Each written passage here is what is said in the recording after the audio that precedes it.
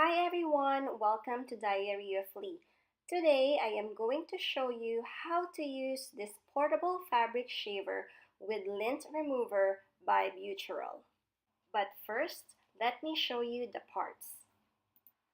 This is the protective cap, the shaver foil, the fluff collector, the power and speed control button, and the batteries compartment that is powered by AA batteries. Now I'm going to try it on the left side of the shirt.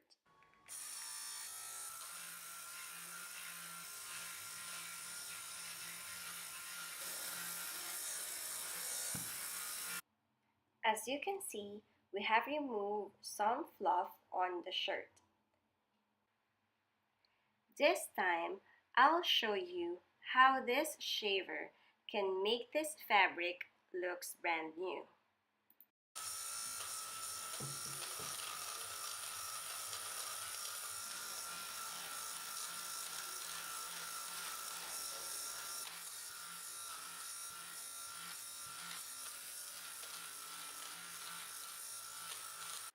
Here's the result of the shave portion.